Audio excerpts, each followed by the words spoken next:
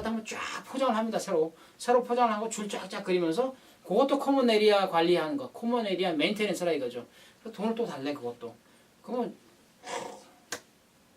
그리고 또 이해가 안 되는 거는 재산세를 달래. 자기들 땅인데 자기들 땅 관련돼서 부동산세를 내면은 그 부동산세를 우리 보고 달래는 거야. 아이 여기 좀 나오죠. 하지만 그것도 캠입니다.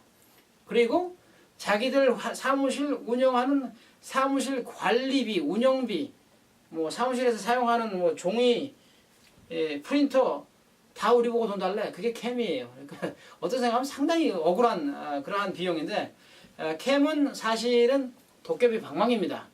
그러니까 한국의 엿장수는 엿가위를 들고서 착착착착 하지만은 미국의 랜드로드들은 이 캠이라고 하는 도깨비 방망이를 들고서 자기들 원하는 대로 돈을 받아요. 그러니까 보통 캠은 적정선은 한 렌트비의 5%에서 10% 정도가 적정선입니다. 한 5%에서 10% 정도가 나오는 적정선이라고 보는데 문제는 10% 이상의 경우가 간혹 있어요. 그런데 이 캠은 정확하게 얼마가 나올지 모르는 경우가 많아요. 무슨 얘기냐면 광고비라든가 인건비라든가 부동산세라든가 그런 것은 매년 조금씩 바뀌어요. 아니면 뭐 관리비 같은 경우는 많이 바뀔 수도 있고, 그리고 뭐 예를 들어서 도로 포장비 아니면 저기 주차장 뭐 관련된 어떤 뭐 조경비 그런 것들은 매년에 한 번씩 나가면은 금년에 안 나갔지만 언젠가는 나갈 수 있는 돈인데 그때 돈이 얼마나 갈지 정확하게 알지는 못해요. 그러니까 사실은 캠은 정확하게 얼마인지 모르는 거예요. 대략 한 5%에서 10% 정도다 우리는 생각을 하고 가고 있지. 그런데 랜드로드가 어느 날 갑자기 어이 뭐 요번에 우리 돈 많이 들어왔으니까 당신들 캠으로 한 뭐 10,000불 정도 내. 그러면 어떻게 뭐 배보다 배꼽이라고 금년에 캠이 어떻게 한 달치 렌트비보다 더 많이 나옵니까? 막 그래 따져보면 무슨 소리야, 나도 돈 많이 들어왔어, 돈 내놔, 캠을 내든지 아니면 나가든지. 이렇게 나오면 골치 아프다는 얘기죠. 그래서 캠이 얼마 정도 되는지 늘 살펴볼 필요가 있습니다.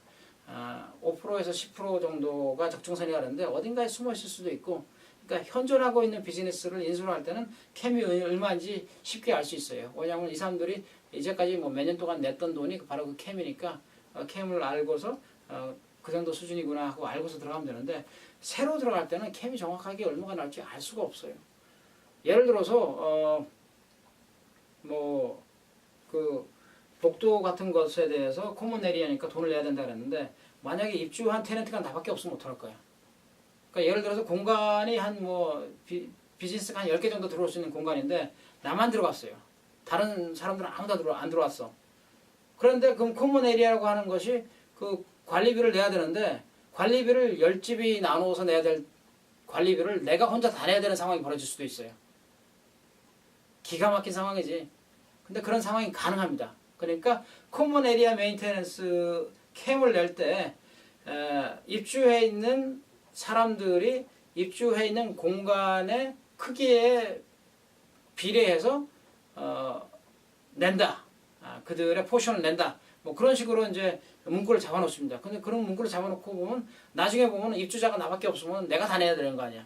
왜 다른 입주자들이 없으니까 내가 입주해 있는 공간이 100%라는 거지. 입주해 있는 모든 테넌트의 공간을 더해볼 때. 그럼 내가 100% 다 내야 되는 거예요, 캠을. 엄청난 금액이 될 수가 있는 거죠. 물론 이제 다른 입주자들 다 들어있으면 문제가 없는데, 그래서 캠을 늘 조심해야 됩니다. 그래서 캠은 숨은 살하고 똑같아요. 어딘가에 숨어 있는데 찾을 수가 없어. 장롱살이야. 그래서 렌트비도 중요하지만 캠도 중요합니다. 캠도 꼭 보고, 캠이 불확실한 경우에 얼마가 나올지 모르겠다. 그럴 경우는 캡을 씌우십시오. 그러니까 캠이 최대한 렌트의 몇 % 이상을 넘지 않는다. 뭐 그런 문구를 하나 딱 잡아주면 돼. 예를 들어서 렌트비의 15%를 넘지 않는다, 캠이. 그런 식으로 잡아주면은 뭐 랜드로드가 아무리 도깨비 방망이를 막 휘둘러도 나는 딱 철갑을 갖고 있는 거지. 보호가 되는 거예요. 딱 15%에서 끝난 거지. 나 잡아봐라. 15% 난 더 이상 못 준다. 그게 계약이에요. 그게 협상의 묘이고 또 계약을 올바르게 하는 방법이고, 이런 것들을 에이전트가 됐든 뭐 변호사가 됐든 잘 해줄 수만 있다면 좋겠죠. 자, 렌트비, 캠, 그것이 중요하다 그랬는데 또 중요한 것이 있습니다. 그것은 계약 기간입니다. 리스 기간. 리스 기간을 얼마로 하느냐에 따라서 내가 나중에 이 비즈니스를 팔 수 있다 없다가 결정이 됩니다. 예를 들어서 리스 기간이 너무 짧으면은 내가 비즈니스를 팔 때 문제가 생길 수가 있어. 제가 앞서 말씀드렸죠. 리스를 얻어 들어오는 방법이 두 가지가 있다고. 하나는 현존하는 비즈니스를, 다른 거 하나는 새로운 비즈니스로 해서 들어가는 것.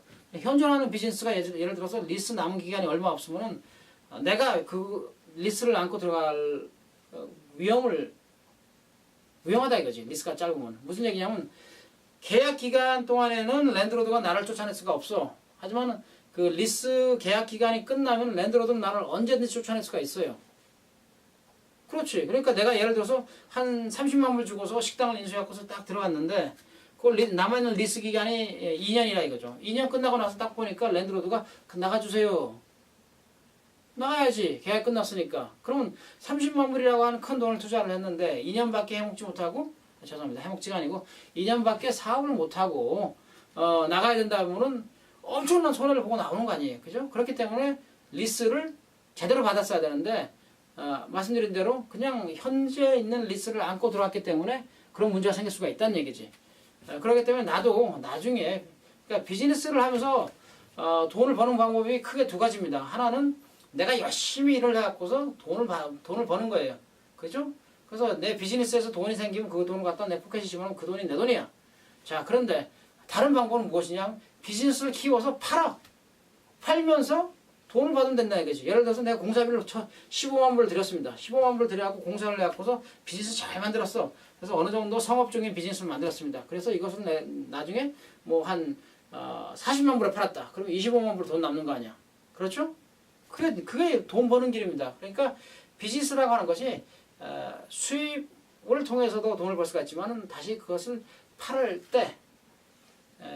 넘길 때 그때 돈이 생기는 건데 그렇게 비즈니스를 팔기 위해서는 리스가 중요하다 이거죠. 리스 기간이 남아있어야지 팔지 리스 기간이 안 남아있으면 안 팔린다는 얘기죠. 왜냐하면 누가 그 부담을 안고 뭐 30만 불이 됐든 40만 불이 됐든 내 비즈니스에 돈을 주고서 예를 들어서 2년밖에 리스가 안 남은 걸 갖다 들어오겠냐 이거죠.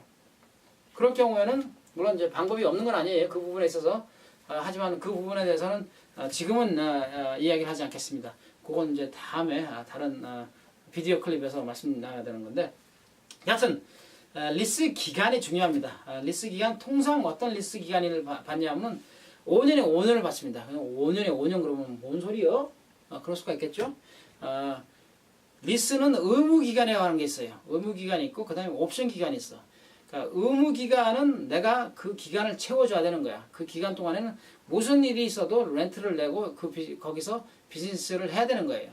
그러니까 5년에 5년 그러면 앞에 부분 5년 동안은 내가 거기서 비즈니스를 해야 돼요. 렌트를 내고. 그럼 랜드로드 입장에서는 앞으로 5년 동안은 고정적인 수입원이 있는 거야. 내가 거기 있는 동안에. 그죠? 그렇기 때문에 5년을 주고 그 다음에 5년은 옵션이야. 내가 있고 싶으면은 내가 있을 수 있어요. 그 자리에. 랜드로드는 나를 못 쫓아낼 수가 없어요. 그 기간 동안에. 하지만 내가 있지 않겠다. 내가 나가겠다 그러면 랜드로드는 나를 못 잡아. 강제로는 못 잡아. 그죠? 나가겠다 그러면은 뭐 렌트비를 좀 싸게 해준다 그래갖고서 매력적으로 만들어서 있게 만들 수 있겠지만 나가는 걸 잡을 수는 없어요. 그게 5년에 5년이라는 거야. 예를 들어서 앞에는 의무기간, 뒤에는 옵션 기간이에요. 그죠?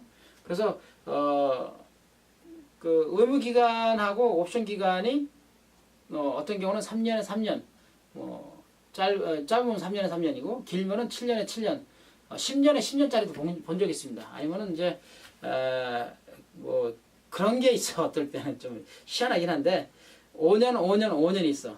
무슨 얘기냐면 5년 의무 기간 있고 옵션 기간 5년 있고 그 다음에 또 옵션 기간 또 5년 딸린 게 15년짜리 그런 계약을 하는 경우도 있는데 그런 경우는 상당히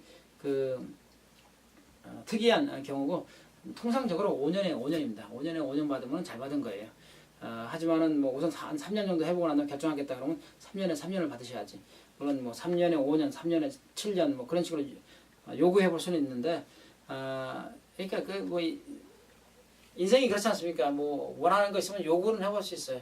달라고는 해볼 수 있는데 줄 거냐 상대방이 그거는 천만의 말씀. 뭐 잘 안 줘요. 그래서 의무 기간하고 옵션 기간이 동일한 경우에는 좀 주는데 심한 경우는 옵션을 아예 안 주는 경우도 있어요. 그냥 의무 기간만 10년 팍 때리는 경우도 있습니다. 그거는 이제 랜드로드가 봤을 때 여기는 좋은 자리이고 지금 들어오고 싶어하는 사람들이 많으니까 당신은 여기 들어와서 계속 비즈니스 하려면 하고 안 그러면 없다. 옵션 안 주겠다. 뭐 그렇게 할 수도 있어요. 뭐 크게 나쁜 건 아니지. 사실은 나도 오랫동안 비즈니스 할 생각이 있다면 그래서 사실은 옵션 기간이 있으면 좋은데 옵션이 없다 그래도 하여튼 장기적인 그러한 리스를 받는 것이 유리하긴 합니다. 비즈니스를 나중에 키워서 팔겠다고 하는 그런 의지가 있다면. 하지만 뭐 그냥 몇 년 해보고서 안 되면 그냥 치워버리겠다, 접겠다 그런 생각이라면 의무 기간이 좀 짧은 게 좋겠죠. 3년에 3년 더 짧게 하려면 1년짜리도 할 수 있는데 1년짜리 할 것 같으면은 뭐 조그만 사무실을 하면 모를까 공사까지 하고서 큰 돈 들일 필요는 전혀 없는 거죠. 그게 이제 그 리스 기간입니다. 그래서 리스를 받아서 들어갈 때 중요한 것이 렌트, 캠, 리스 기간. 랜드로드로부터 내가 받을 수 있는 것은 프리 렌트, TI 그렇게 크게 이제 보시면 될 것 같고 그런 것들을 잘 해줄 수 있는